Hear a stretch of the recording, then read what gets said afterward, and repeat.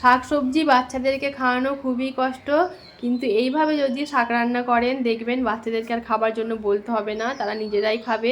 আসসালামু আলাইকুম ভিউয়ার্স, এখানে আমি পুনকো শাক রান্না করে দেখাবো। তো শাকটা আমি আলাদা রেখেছি এবং শাকের ডাঁটাগুলো আলাদা করে নিয়েছি, আর নিয়েছি দুটো মিডিয়াম সাইজের পেঁয়াজ আর একটা আলু কুচি করে কেটে নিয়েছি। তো এখন কড়া গরম করে আমি কড়াইয়ে দিয়ে দিলাম 2 টেবিল চামচের মতন সরষের তেল, এবং সরষের তেলের উপরে দিয়ে দিলাম পেঁয়াজ কুচিগুলো একটু ভেজে নিয়ে হালকা হালকা ভাজতে হবে। এবার ভেজে নিয়ে এর মধ্যে দিয়ে দেব আলু আর শাকের ডাঁটাগুলো। সমস্ত সবজি একসঙ্গে দিয়ে আমি কিছুক্ষণ নেড়েচেড়ে কষে নেব একটু।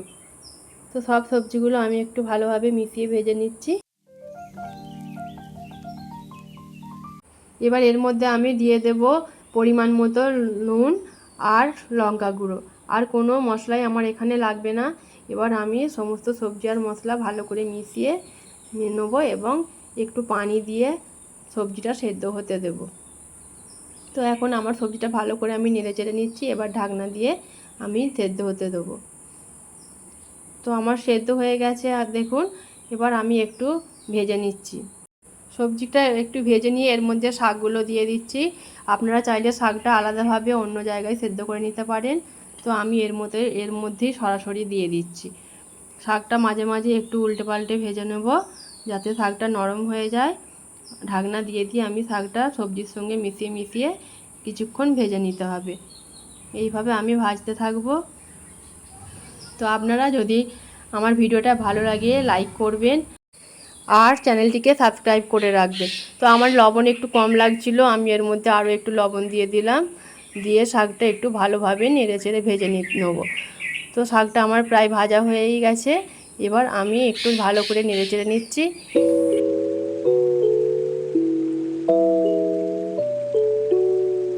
এবার এর মধ্যে আমি দিয়ে দেব 1 টেবিল চামচের মতন পোস্ত বাটাটা দিয়ে আমি খুব ভালোভাবে সবজিটার সঙ্গে মিশিয়ে একটু হালকা হালকা ভেজে নেব। তো আমার প্রায় ভাজা হয়েই গেছে। এবার আমি এই কড়াটা নামিয়ে নিচ্ছি।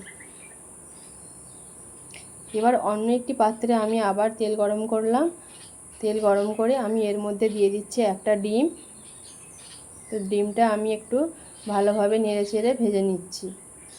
এর মধ্যে আমি দিয়ে দেবো একটু লবণ। এবার এটাকে ভালো করে নেড়েচেড়ে ভেজে নিতে হবে। তো কিছুক্ষণ ভেজে নেওয়ার পর ডিমটা দেখুন আমার ভাজা হয়ে গেছে। ভাজা হয়ে গেলে আমি এর মধ্যে সেই শাকের মিশ্রণটা দিয়ে দেব। শাকটা দিয়ে ডিমের মধ্যে খুব ভালোভাবে নেড়েচেড়ে নেব, একটু হালকা হালকা নেড়ে ভেজে নেব। তো তৈরি হয়ে গেল শাক ডিম পোস্ত রান্না। এটা আপনারা রান্না করে দেখবেন, খুবই ভালো লাগে।